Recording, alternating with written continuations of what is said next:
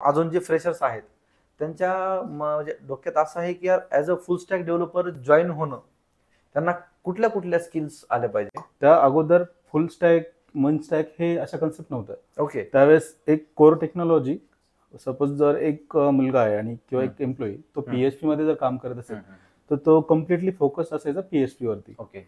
आणि तू काय केलं नेमकं ऍक्च्युअल मध्ये? का तू एवढ्या टेक्नॉलॉजी लर्न केलाय? का तुला ऑपॉर्च्युनिटी भेटली? का सगळ्यांचा आवडता किंवा पॅकेजमुळे? बरोबर. ऍक्च्युली तू महत्वाच्या मुद्द्याला हात घातलाय. तेच म्हणते. मी भरपूर टेक्नॉलॉजी शिकलो आतापर्यंत. कदाचित दुसऱ्या कंपनीत गेले त्यांचं काम करायची पद्धत वेगळी आहे. बरोबर. तिथे जे आपले लीडर्स असणारे, कलिग्स असणारे, त्यांच्याकडचं एक्सपर्टाईज वेगळं असणार, स्किल सेट असणारे, तर त्यांची काम करण्याची पद्धत. मग आपण त्यांच्यासोबत खूप जणांचं असं आहे की यार मी जर दुसऱ्या कंपनीमध्ये गेलो आणि मला कुठला प्रोजेक्ट भेटेल, कुठली टीम भेटेल आणि कुठले मॅनेजर भेटतील आणि कसे मॅनेजर भेटतील, तर कंपनी स्विच केल्यानंतर काय म्हणजे प्रॉब्लेम येतात, काय चॅलेंजेस फेस करावं लागतं की यार नवीन टीम आपल्याला करावं लागते, नवीन प्रोजेक्ट आहे, आणि तेव्हा काय काय चॅलेंजेस येतात? कम्फर्ट झोन हा IT मध्ये सगळ्यात मोठा एक महत्वाचा दुवा बनलेला आहे. बरोबर. असे तुला बरेचसे एम्प्लॉईज किंवा आपले कलिग्स बघायला मिळतील की त्यांना कम्फर्ट झोन सोडायलाच इच्छा होत नाही. आणि काही एम्प्लॉईज असे की त्यांना कम्फर्ट झोन की बॉन्डिंग आणि ते रिसोर्स मॅनेज करणे तितकंच अवघड होऊन जातं. तर कंपनीला या गोष्टीचा फरक नाही पडत की एम्प्लॉई स्ट्रेसमध्ये आहे की नाही. बहुतांश कंपनीज अशाच असतात. तर जेव्हा मार्केट ओपन होईल तेव्हा तुम्ही तुमच्याकडे स्टडी नसेल किंवा तुम्ही लर्न नसेल केलेले, तेव्हा काही उपयोग नाही. सो अपस्किल थांबू नका, प्रयत्न तर करावाच लागणार आहेत. आज ना उद्या ओपनिंग चालू होतील, मार्केट अप डाऊन चालूच राहतात. तर जसं फुल स्टॅकमध्ये डेटाबेस झालं, फ्रंट एंड झालं, बॅक एंड झालं, आता क्लाउड पण येणं तितकंच मस्ट आहे. आणि इथेच थांबून नाही चालणार मला. क्लाउड पण आता मला बऱ्यापैकी जसं एक्सपोजर आलाय. आता मी माझा नेक्स्ट रोल जो बघतोय तो सोल्युशन आर्किटेक्ट लेवलचा बघतोय, जिथे की मला माझा जो प्रॉब्लेमकडे बघण्याचा दृष्टिकोन आहे त्यावरती काम करावं लागेल technically. Hello all, welcome back to new another video. तुमचं सगळ्यांचं परत एकदा देवच डिजिटल डोमेनमध्ये स्वागत आहे. सो आजचा जो पॉडकास्ट आहे ना तो खूप इंटरेस्टिंग होणार आहे, कारण 10+ इयर्स ऑफ एक्सपिरियन्स आहे अभिषेकला, आणि अभिषेक आपल्या आज पॉडकास्टवरती आहे. ॲक्च्युली अभिषेकबद्दल जर सांगायचं बोललं ना तर अभिषेक ऑलमोस्ट 10+ इयर्सचा एक्सपिरियन्स आहेच, बट त्यामध्ये 4 ते 5 कंपनी स्विच केल्या 10 इयर्समध्ये, आणि हर एक कंपनीमध्ये एक डिफरंट टेक्नॉलॉजीवरती काम केलंय आणि स्वतःला तो अपग्रेड होत गेलाय. सो ती गोष्ट खूप इम्पॉर्टंट आहे आणि त्यामुळेच आज मी अभिषेकला आपल्या पॉडकास्टवरती बोलवलं आहे. So yes Abhishek, welcome to Dev digital domain. So yes, मी जसं तुम्हाला ऑलरेडी सांगितलं आहे, बेसिक इंट्रोडक्शन दिलंच आहे अभिषेकचं. सो येस अभिषेक, थोडंसं इंट्रोडक्शन. नक्कीच. सर्वप्रथम मी देव डिजिटल डोमेन या चॅनलवरती मला पॉडकास्टसाठी निमंत्रित केल्याबद्दल देवचे आभार मानतो. ऍक्च्युली तुला थँक्यू, कारण आणि जसं देवने सांगितलं की सुरुवातीचं इंट्रोडक्शन, मी MCA कम्प्लीट केलेलं आहे. ओके. मी प्रॉपर नाशिकमधून आहे. ओके. आणि MCA कम्प्लीट झाल्यानंतर नाशिकमध्येच मी सुरुवातीचे 1-2-3 वर्ष मी जॉब केलेला. ओके. त्यानंतर नाशिक झाल्यानंतर मी मुंबईला शिफ्ट झालेलो. ओके. मुंबईला गेला होता का? मुंबईला गेलो. मुंबईमध्ये मी ऑलमोस्ट 3 इयर्स थांबलेलो तिथे. ओके. त्यानंतर कोविड आला. कोविडमुळे मग परत सगळे होमटाऊनला गेलो. वर्क फ्रॉम रिमोट ऑलमोस्ट एक वर्ष गेलो. ओके. हां. परत कंपनी चेंज झाली, परत पुणे. बरोबर. आता मुंबई झालं, मग पुणे. आता पुण्यात पण मला ऑलमोस्ट 3 वर्ष झाले. ओके. आणि ही अशी माझी जर्नी चालली. ह्या ओव्हरऑल 10 इयर्समध्ये किती, ऑलमोस्ट मी जसं आपलं डिस्कस झालं तशी 5 कंपनी. आता ही माझी 5वी कंपनी. ही तुझी 5वी कंपनी आहे. ओके. सो जसं तुझी प्रोफाईल आहे फुल स्टॅक डेव्हलपर. ओके. जसं मी किंवा अजून जे फ्रेशर्स आहेत त्यांच्या म्हणजे डोक्यात असं आहे की यार as a full stack developer join होणं त्यांना कुठल्या कुठल्या स्किल्स आल्या पाहिजेत? बघा, म्हणजे त्या अगोदर मी तुला सांगतो की हे फुल स्टॅक डेव्हलपर हे सुरुवातीपासून नाहीये फुल स्टॅक डेव्हलपमेंट. आता जसं की मला 10 वर्षाचा एक्सपिरियन्स झाला, मागच्या 5 वर्षापासून मी as a full stack developer काम करतो. ओके. त्या अगोदर फुल स्टॅक, मन स्टॅक हे अशा कन्सेप्ट नव्हतं. ओके. त्यावेळेस एक कोर टेक्नॉलॉजी, सपोज जर एक मुलगा आहे आणि किंवा एक एम्प्लॉई तो PHP मध्ये जर काम करत असेल तर तो कम्प्लिटली फोकस असायचा PHP वरती. ओके. आणि कोणी जावा डेव्हलपर असेल किंवा इतर कोणी कुठले, तर त्याला तो एक टेक्नॉलॉजी आणि तेवढ्या पुरतं तो as a PHP developer, Java developer किंवा मग फ्रंट एंड डेव्हलपर असं ओळखलं जायचं. आता तसं नाही. मागचे 5 वर्ष झाले किंवा त्यापेक्षा थोडंसं 1-2 वर्ष मागे पुढे, तेव्हापासनं ॲज अ फुल स्टॅक आणि मिन स्टॅक या कन्सेप्ट नवीन आल्या समोर. ओके. त्या कधी ज्यावेळेस अँग्युलर हे एक फ्रेमवर्क फ्रंट एंडचं ज्यावेळेस आलं मार्केटमध्ये, तेव्हापासून माझं फुल स्टॅकची कन्सेप्ट आली. म्हणजे एक डेव्हलपर तो त्याला बॅकएंड पण येणार आणि त्याला फ्रंट एंडच्या पण येणार, टेक्नॉलॉजीज पण येणार. मग कुठल्या कुठल्या टेक्नॉलॉजीज, तर अँग्युलर नंतर ज्यावेळेस अँग्युलरला भरपूर प्रसिद्धी मिळाली आणि ते एक ट्रेंडिंग झालं फ्रंट एंडसाठी, त्यावेळेस आणखीन कंपनीज मार्केटमध्ये आल्या, जसं रिॲक्ट JS, आता Vue.js, Next.js, म्हणजे खूप साऱ्या फ्रंट एंड टेक्नॉलॉजीज आल्या. मग जरुरी नाही आहे की तुम्हाला फुल स्टॅकच आलं पाहिजे, पण जसं मी सांगितलं सुरुवातीच्या काळात आपण एक टेक्नॉलॉजी आणि एक एम्प्लॉई असं होतं, आणि आता कुठे हा ट्रेंड चालू झालाय, त्यामुळे प्रत्येक कंपनी बघते की आमच्याकडे जो एम्प्लॉई असणार आहे, आम्हाला प्रत्येक वेगवेगळ्या डोमेनसाठी नवीन किंवा सेपरेट एम्प्लॉई नको हायर करायला. मग त्यांचं असं एक एक्सपेक्टेशन असतं की एक एम्प्लॉई हायर केला ना की त्याला बेसिक अंडरस्टँडिंग फ्रंट एंडची असली पाहिजे, बेसिक अंडरस्टँडिंग बॅक एंडची पण असली पाहिजे, आणि थोडंफार नॉलेज आपलं क्लाउडचं आणि डेटाबेसचं. या सर्व गोष्टी जर आल्या तर तुम्ही ॲज अ फ्रेशर म्हणून as a full stack developer तुम्ही एंट्री घेऊ शकतात कंपनीवर. ओके. ऍक्च्युली काय ना, म्हणजे आता जसं व्ह्युअर्स म्हणजे त्यामध्ये जर काही फ्रेशर्स असतील तर मी पण ऐकलं समजा की as a full stack courses खूप अवेलेबल आहेत मार्केटमध्ये, आणि जेव्हा आपण कोर्स करतो तेव्हा ते कुठल्या एका टेक्नॉलॉजीवरती फोकस नाही करत, एक तुम्हाला ओव्हरव्ह्यू देता फक्त की सगळ्याच टेक्नॉलॉजीचा ओव्हरव्ह्यू देता. बट जर आपल्याला एखाद्या प्रोजेक्टवरती किंवा एका कंपनीमध्ये काम करायचं आहे, तर आपल्याला एक फोकस किंवा एक म्हणजे कुठली तरी एक टेक्नॉलॉजी आपल्याला परफेक्ट पाहिजे. हो, पण ते कंपनीवाले तसं म्हणजे सॉरी जे कोर्सेसवाले ते तसं करत नाही. ऍक्च्युली झालंय काय, जसं मी सांगितलं की आता ट्रेंडिंग काय चाललंय की फुल स्टॅक डेव्हलपमेंट. बरोबर. मग फुल स्टॅक डेव्हलपमेंटमध्ये जर तुम्ही बघायला गेले, एक फ्रेशरचं आपण उदाहरण घेऊया की ज्याचं एक 6 महिने ते 1 वर्षाचा एक्सपिरियन्स आहे. बरोबर. ऑलमोस्ट बेसिक्स गोष्टी शिकायला, कंपनीचं कल्चर, तुमच्या लँग्वेजचे बेसिक्स या शिकायला आपल्याला मिनिमम 1-2 वर्ष तरी जाणार. आणि तुमचा जो 1 वर्षाचा टेनर आहे त्यामध्ये जर तुम्ही ॲज अ फुल स्टॅक काम करताय, मग तुम्ही त्यामध्ये 4 महिने तुम्ही फ्रंट एंड वरती केले, किंवा मग सायमल्टेनियसली तुम्ही दोन्ही डोमेनवरती काम करताय, फ्रंट एंड आणि बॅक एंड, तर तुम्हाला पाहिजे तितकं नॉलेज कुठल्या एका टेक्नॉलॉजीमध्ये येणार नाही. बरोबर. एक्सपर्टाईज नाही मिळणार तुम्हाला. बरोबर. तर त्यासाठी तुम्हाला त्यामध्ये तितकं काम करावं लागेल. आता जे कोर्सेस बद्दल तू आता म्हटलं की मार्केटमध्ये भरपूर कोर्सेस आहेत आणि भरपूर सारे टेक्नॉलॉजीज ते एका वेळेला शिकवून मोकळे होतात 3 ते 4 महिन्यांच्या टाइम स्पॅनमध्ये. आता ते आपणच समजू शकतो की ते किती कव्हर करू शकणार आहे. करेक्ट. आणि आपल्याला गरज काय की सगळ्या गोष्टींची बेसिक अंडरस्टँडिंग असली पाहिजे. बरोबर. त्या हिशोबाने ते मार्केटमध्ये आता ते करतात कव्हर की तुला बाबा हे फ्रंट एंडच्या अशा गोष्टी आहे, या बेसिक फंडामेंटल्स आहेत जे की तुला जपले पाहिजे, आणि ऍक्च्युअल एक्सपर्टाईज जी म्हणतोय ती तुला काम केल्यानंतरच भेटणार. मग आता तू 1 वर्ष ॲज अ फुल स्टॅक म्हणून काम करतोय, फुल स्टॅक डेव्हलपर, त्यामध्ये 1 वर्षाचा आपण विचार करा की तू डेटाबेसवरती किती वेळ देणार आहे, बॅकएंडला किती देणार, फ्रंट एंडला किती देणार. ओके. आणि हे सर्व असल्यामुळे एक्सपर्टाईज पर्टिक्युलर टेक्नॉलॉजीमध्ये मिळायला वेळ जातो. बरोबर. जसं मी इंट्रोमध्ये तुम्हाला सांगितलं होतं की अभिषेक मल्टिपल टेक्नॉलॉजीवरती काम करत आलेला आहे, आणि मॅक्झिमम म्हणजे 10 इयर्समध्ये त्यांनी 5 to 6 टेक्नॉलॉजी अपग्रेड करत गेलाय. आपण म्हणतो ना यार, एक नॉर्मली म्हणजे मी पण असं म्हणतो की यार आपलं 3 वर्ष 4 वर्ष 5 वर्ष झालं की आपण कम्फर्ट झोनमध्ये जातो. जी टेक्नॉलॉजी आहे का तीच आपण कॅरी करतो. म्हणजे जसं आता मी जावा सेलिनियमवरती काम करतो, मला जावा सेलिनियमच पाहिजे आता. तसं तुझ्या बाबतीत असं तू काय केलं नेमकं ऍक्च्युअल मध्ये, का तू एवढ्या टेक्नॉलॉजी लर्न केलाय, का तुला ऑपॉर्च्युनिटी भेटली, का सगळ्यांचा आवडता किंवा पॅकेजमुळे? बरोबर. ऍक्च्युली तू महत्वाच्या मुद्द्याला हात घातलाय. तेच म्हणतोय. मी भरपूर टेक्नॉलॉजी शिकलो आतापर्यंतच्या 10 वर्षाच्या छोट्या टाइम स्पॅन मध्ये. त्याला 2 कारणं होते. म्हणजे जर आपण 100% रिझन शोधलं तर 50% हे एक पॅकेज पण होतं, बरोबर, आणि राहिलेलं 50% हा कम्फर्ट झोन होता, जो की मला कधीच आवडला नाही. जर मी एका कम्फर्ट झोन मध्ये गेलो ना की मला स्वतःला रिअलाइज व्हायचं की आता आपल्याला नवीन टेक्नॉलॉजी शिकायची गरज आहे. बरोबर. कारण बऱ्याच कंपन्यांमध्ये, म्हणजे 4 कंपन्या जे आम्ही स्विच केल्या, प्रत्येक ठिकाणी असं झालेलं की 1-1.5 वर्ष झाल्यानंतर झोपेतही मला विचारलं ना की कोडचा असा चेंज करायचा आपल्याला, किंवा ही रिक्वायरमेंट आहे, मी झोपेत ती सांगून मोकळं व्हायचं की याला इतके दिवस लागतील, हा चेंज इथे करावा लागेल, आणि मग तुमची ती रिक्वायरमेंट कम्प्लीट होईल. म्हणजे इतका कम्फर्ट झोन झालेला. मी बँकिंग सेक्टरमध्ये काम केले, त्यांच्या ऑनसाईट ऑफिसमध्ये सुद्धा मी जाऊन काम केले.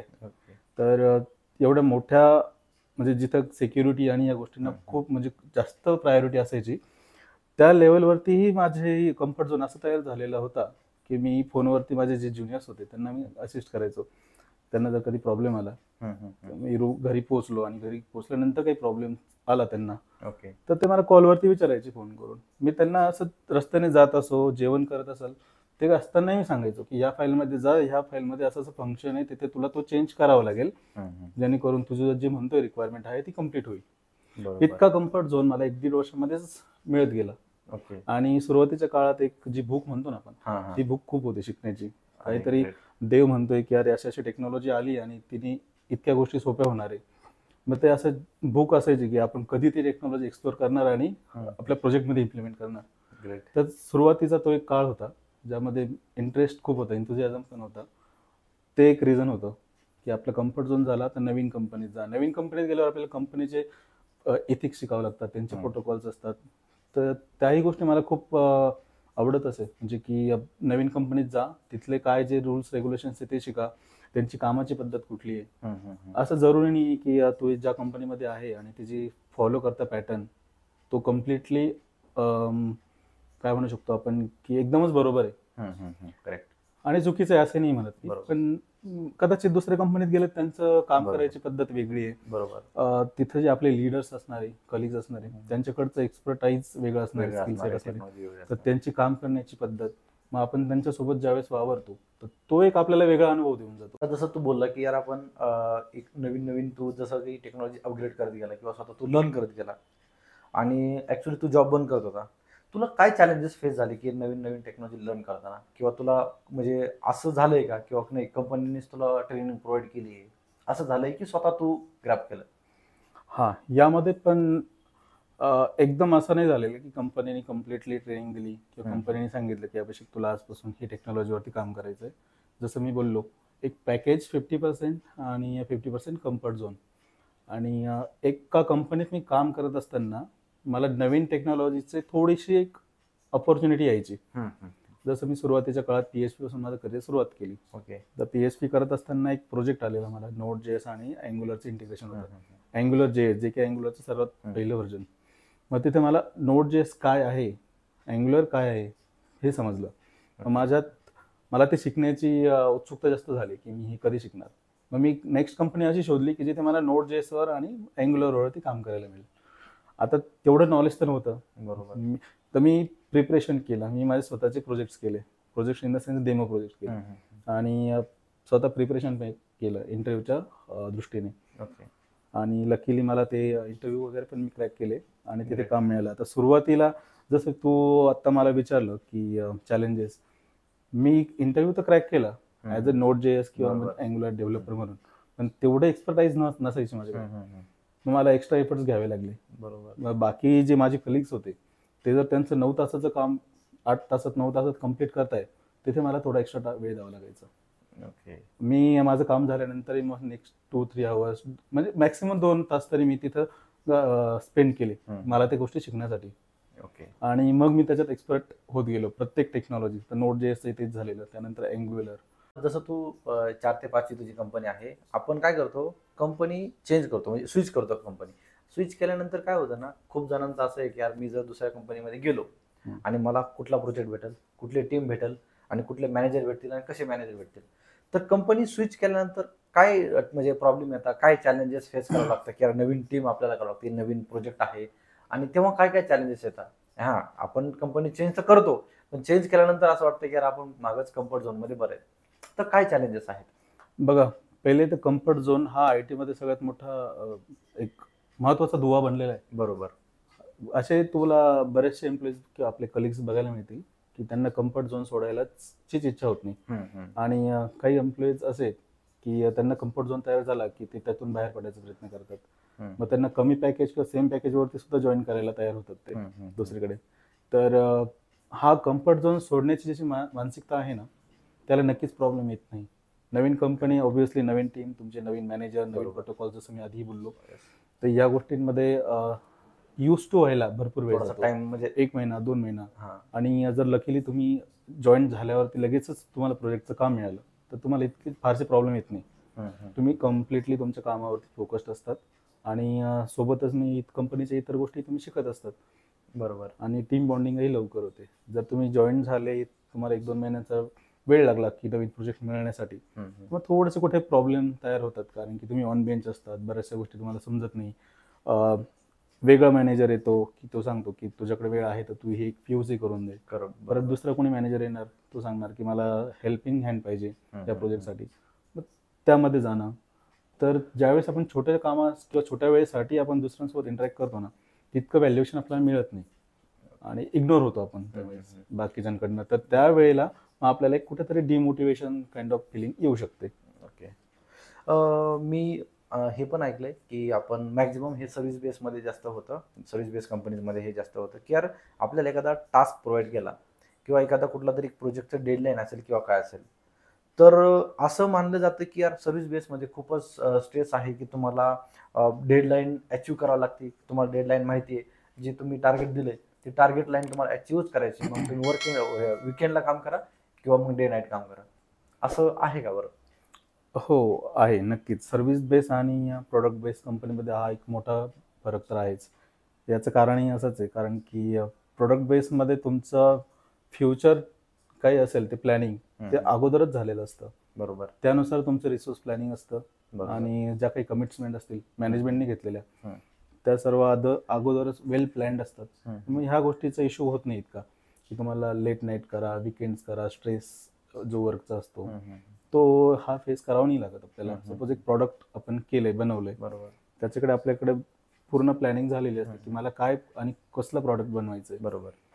त्यानुसार आपण पूर्ण जी रिक्वायरमेंट गॅदरिंग जी असते ती असते झालेली असते. प्लॅनर बनलेला असतो, आपला प्रोजेक्ट ट्रॅकर असतो, त्यानुसार आपण प्रोजेक्ट कंडक्ट करतो.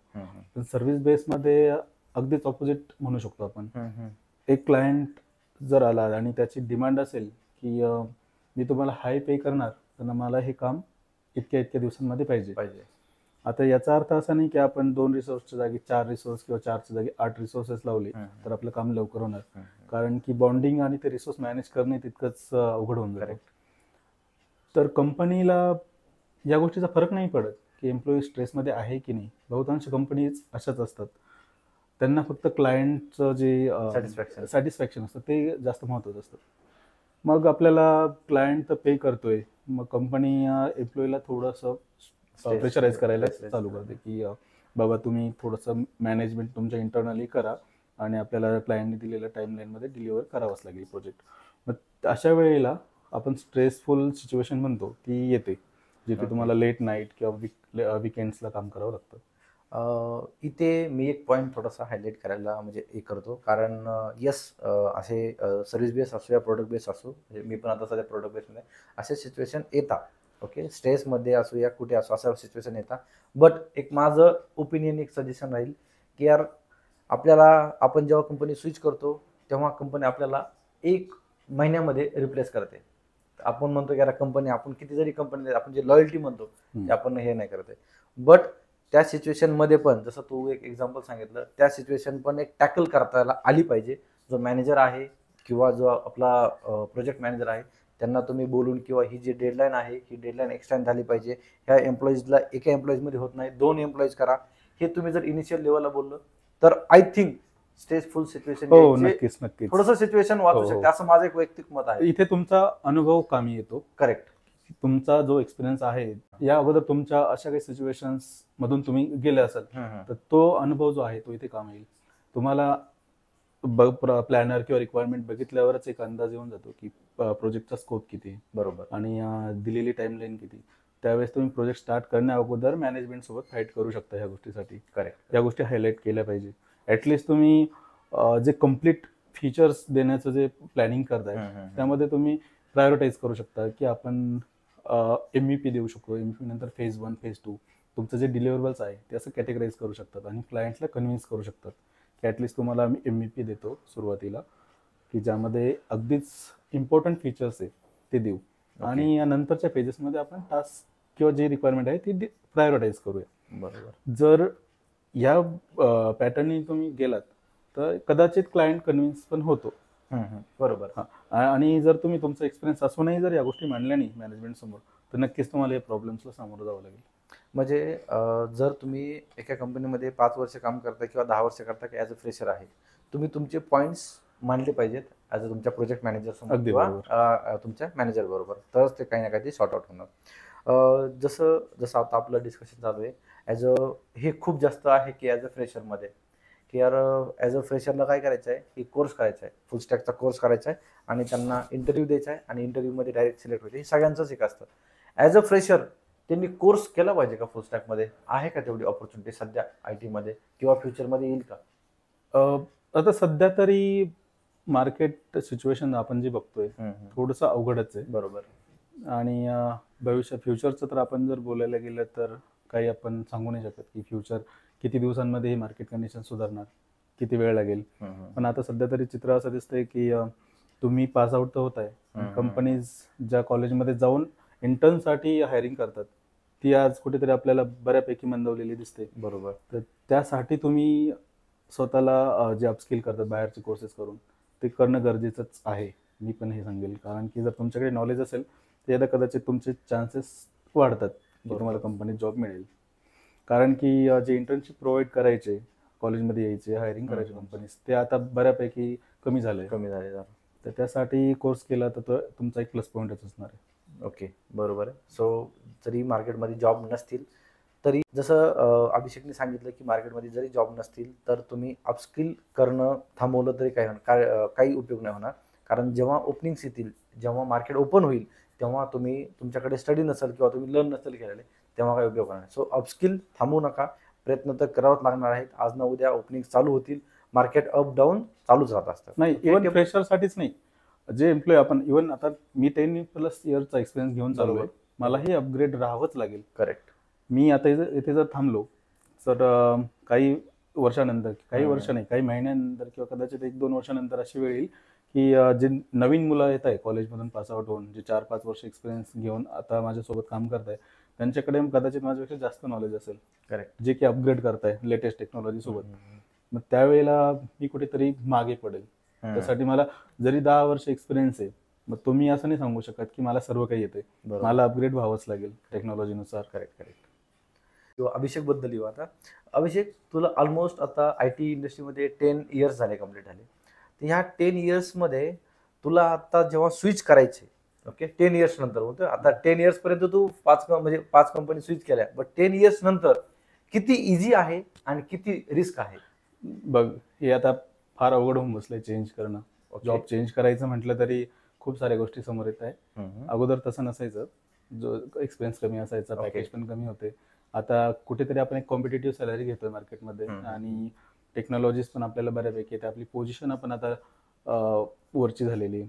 तर इथून कंपनी चेंज करणं, मला खूप साऱ्या गोष्टीचे कन्स्ट्रेंट्स, क्रायटेरिया येतात, जसं की तुमचं पॅकेज आणि एक्सपेक्टेड पॅकेज, तुमची टेक्नॉलॉजी, तुमच्याकडून असणार एक्सपेक्टेशन्स की तुम्हाला किती स्किल्स आले पाहिजे, या सर्व गोष्टींचा इतका इम्पॅक्ट होतोय की चेंज करणं सध्या तरी आता अवघड होऊन बसलंय. जसं तू अभिषेक सांगितलं की या 10 इयर्स नंतर स्विच करणं थोडंसं डिफिकल्ट आणि रिस्की पण आहे. बट सध्याच्या मार्केट सिच्युएशन बघून तू लेऑफ बद्दल काय बोलशील? लेऑफ फ्रेशर्सला लेऑफ म्हणजे करताय की मोर दॅन 10 इयर्स प्लस इयर्सला पण लेऑफ मध्ये येऊ शकतो? नक्कीच. हे एक आता सध्याची ट्रेंडिंग गोष्ट चालू आहे सध्या. कारण की नक्की माहीत नाही, मार्केट खरंच इतकं स्टेबल नाही आहे की इनस्टॅबिलिटी आहे की प्रिटेंड करताय कंपनी जसं की मार्केट स्टेबल नाही आहे. पण कुठेतरी कोविड नंतर जे मार्केट बूम झालेलं होतं, आपल्याला सिटीसी वगैरे सगळ्यांचे अचानक वाढून गेले. चेंज केल्यानंतर अगदी दुप्पट पण सिटीसी झालेले. तर आता कुठेतरी कंपनीला हे जे प्रिडिक्शन्स केलेले होतं त्यांनी, ते कुठेतरी रॉंग, म्हणजे रॉंग प्रिडिक्शन झालेले समोर येत आहे. तर ते कंपनीला काय प्रॉब्लेम होतोय, जर लॉसेस आणि त्यांचा जो रेव्हेन्यू आहे ना, तो जनरेशनमध्ये प्रॉब्लेम होतोय. आता मी त्या लेवलवरती काम करतोय माझ्या कंपनीवर, त्याच्यामुळे मला ह्या गोष्टी अगदी जवळून माहिती आहे की तुमचा रेव्हेन्यू आणि हे कसं कॅल्क्युलेट होणार, प्रिडिक्शन्स कसे होतात, फॉल्स प्रिडिक्शन्स कसे होतात. तर कंपनी मग काय करते या कंडिशनमध्ये की पर्टिक्युलर एम्प्लॉई पहिले तर त्यांना सॉर्ट आउट करणार की हायली पेड एम्प्लॉई कुठले, त्यांचं सीटीसी अगदी जास्त आहे आणि त्यांच्याकडचं अकाउंटेबिलिटी म्हणतो की ते कंपनीला काय काम देऊ करतात, ते त्यांचा उपयोग असल्यावरती किती, नसल्यावरती किती, हे क्रायटेरिया फिल्टर्स लागले जातात. आणि या प्रकारे ले ऑफ करतोय आपण. म्हणजे बऱ्याचशा कंपनी त्या ले ऑफ करताय आणि त्यांचा रेव्हेन्यू मेंटेन ठेवण्याचा प्रयत्न करताय. जसं तुझी प्रोफाईल आहे as a full stack developer, so as a full stack developer तुझा रोडमॅप काय असणार आहे फ्युचरसाठी 10+ इयर्स ऑफ एक्सपिरियन्स झाल्यानंतर? नाही, नक्कीच फुल स्टॅक डेव्हलपर इथेच मला थांबून नाही चालणार आहे. जसं मी बोललो, टेक्नॉलॉजी, स्पेसिफिक टेक्नॉलॉजी आणि एक एम्प्लॉई असं होतं. नंतर मन स्टॅक, नंतर फुल स्टॅक जसं आलंय. आता जर ट्रेंडिंगमध्ये बघितलं, फुल स्टॅक डेव्हलपरला क्लाउडचं नॉलेज असणं सुद्धा तितकंच गरजेचं आहे. आणि बेसिक अंडरस्टँडिंग आता नाही म्हणता कंपनी. बरोबर. मी बऱ्याचशा कंपनीजमध्ये आता बघितलं की इंटरव्ह्यूज पण चालतात, त्यांना क्लाउडचं अगदी डेप्थ नॉलेज पाहिजे, सर्टिफिकेशन्स कम्प्लीट झालेले पाहिजे. तुम्ही सर्टिफिकेशन कधी मिळवणार? जेव्हा तुम्ही काम कराल आणि तुम्हाला अनुभव, एक्सपिरियन्स असेल क्लाउडचा, त्याच वेळेस तुम्ही सर्टिफिकेशन पण क्लिअर करू शकाल. तर जसं फुल स्टॅकमध्ये डेटाबेस झालं, फ्रंट एंड झालं, बॅक एंड झालं, आता क्लाउड पण येणं तितकंच मस्ट आहे. आणि इथेच थांबून नाही चालणार मला. क्लाउड पण आता मला बऱ्यापैकी जसं एक्सपोजर आलाय, आता मी माझा नेक्स्ट रोल जो बघतोय तो सोल्युशन आर्किटेक्ट लेवलचा बघतोय, जिथे की मला माझा जो प्रॉब्लेमकडे बघण्याचा दृष्टिकोन आहे त्यावरती काम करावं लागेल. टेक्निकली सोल्युशन आर्किटेक्टला पर्टिक्युलर टेक्नॉलॉजीची हे गरजेचं नाही की त्याला पर्टिक्युलर टेक्नॉलॉजी आली पाहिजे. त्याचा विचार करण्याची जी पद्धत आहे तिच्यावरती काम करावं लागेल. सोल्युशन आर्किटेक्ट त्याच पद्धतीने काम करतात. कारण की तुला एक क्लायंट, 2 क्लायंट असे नाही, असे मल्टिपल हजारो क्लायंट्स येणार आहे, वेगवेगळ्या रिक्वायरमेंट्स असणार आहे. तुझ्या त्या प्रॉब्लेम्सकडे बघणं आणि ते आपल्याकडे कॅपेबिलिटी आहे की नाही, इट्स डुएबल और नॉट डुएबल, हे आपण आयडेंटिफाय करता आलं पाहिजे. बरोबर. तर मी त्या दृष्टीने मला स्वतःला प्रिपेअर करतो आता. ओके. सो सगळ्यात इम्पॉर्टंट हे आहे, मला जसं अभिषेकने डिस्कस केली किंवा पॉईंट्स सगळे समोर आले, त्यामध्ये इम्पॉर्टंट पॉईंट्स हा होता की मल्टिपल टेक्नॉलॉजीज लर्न करणे, मल्टिपल टेक्नॉलॉजीज त्याला लर्न केल्या आणि काम करायला पण भेटलं. कदाचित आपण मल्टिपल टेक्नॉलॉजी लर्न करणं असं न म्हणता काळानुसार आपण अपडेट होणं, स्वतःला अपग्रेड करणं, ते बोलू शकतो आपण. स्वतःला जी मार्केटमध्ये आता रिक्वायरमेंट आहे करंटली, कशाला ऑन ट्रेंडिंग काय, आपण त्यामध्ये स्वतःला अपग्रेड करू शकतो. जसं की मी बोललो, तर क्लाउडचं नॉलेज, पहिले क्लाउड डेव्हऑप्स ही कन्सेप्ट ही पण नंतरच आलेली. बरोबर. फार जुनी कन्सेप्ट नाही आहे ही. तर जो डेव्हलपर आहे त्याला तर ऑल इन वन एक पॅकेजच कंपनीजला पाहिजे असतं, back end, front end, database, cloud वगैरे सर्व. आणि माहित नाही आता कदाचित पुढच्या काही वर्षांमध्ये नवीन काहीतरी येऊ शकतं. तुम्ही टेस्ट, आता सध्या तर असं चाललंय की टेस्टिंगही तुम्हीच करा. बरोबर आहे की नाही? ऑटोमेशन टेस्ट आल्यामुळे मग ते कुठेसे टेस्टरचा जॉब पण कमी होत चालले आणि एकच माणूस सगळं करतोय. तसं आणखीन पण काही नवीन येऊ शकतं. आपल्याला ती तयारी असली पाहिजे की आपण स्वतःला त्या टेक्नॉलॉजीमध्ये, त्या स्किल सेटमध्ये आपण अपग्रेड होऊ. तर ऑलमोस्ट जर तुम्हाला हा व्हिडिओ आवडलाच असेल तर व्हिडिओ नक्की लाईक करा आणि तुमच्या मित्रांबरोबर वगैरे शेअर करा. आणि जे काही फ्रेशर्स आहेत, जे फ्रेशर्स असं बोलतात की ज्यांना माहीत नाही काही, ते जे हे टेक्नॉलॉजी लर्न करतायत, त्या तुमच्या फ्रेशर्सला पण हा व्हिडिओ शेअर करा. आणि यस अभिषेक, थँक्यू आल्याबद्दल आणि खूप सारे पॉईंट्स एकदम व्यवस्थित मांडल्याबद्दल खूप थँक्यू. धन्यवाद. आणि या व्हिडिओला लाईक करा, शेअर करा, सबस्क्राईब करा. आणि तुमचे काही आणखीनही डाऊट्स असतील तर तुम्ही कमेंट बॉक्समध्ये नक्कीच विचारू शकता. थँक्यू.